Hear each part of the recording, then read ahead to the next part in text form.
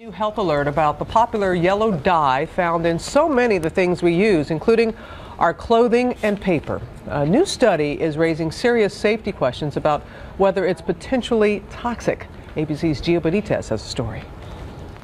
It's that golden hue that dominates our world. Yellow, the color we turn to make us smile. But this morning, a new Rutgers study has at least one scientist seeing red, sounding the alarm on a potentially troubling chemical used in just about everything yellow, from paint to clothing to toys. It's called PCB11. Anything that's printed with yellow pigment or yellow ink can have PCB11 in it. PCBs were banned 35 years ago. The EPA cites links to cancer and damaging effects on the immune system, even the nervous system.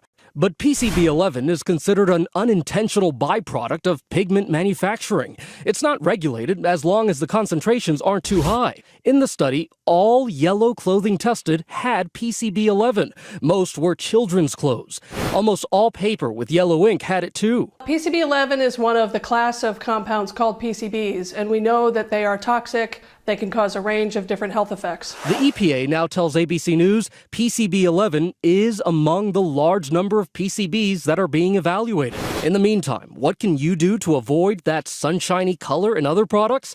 Well, the researcher says she herself washes any new yellow clothing for her kids a few times in hot water before they wear it for the first time. Yellow pigment is the worst of the offenders, but there's PCBs in some of the other pigments as well.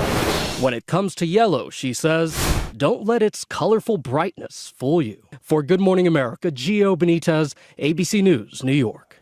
Goodness, this has raised a lot of eyebrows. ABC's chief health and medical editor, Dr. Richard Besser, always good to have you weigh in on this. So there are different types of colors of dye. What's going on? Well, you know, this is a scary situation because we really don't know whether there's risk here. And other researchers have looked at other colors, and so it's not just a situation with yellow. They're finding it in many different colors of dye. But what we do know is this has nothing to do with food dye.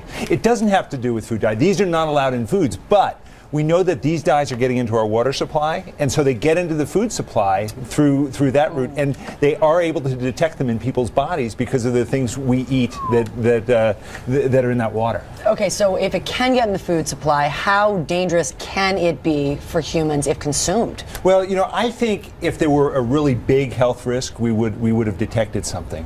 But that doesn't mean that there's not a small health risk from long-term exposure. And I hope that this kind of information is going to lead scientists to do more studies. There's not enough studies about low dose chemicals in our environment and long-term exposure. And what does that mean to us?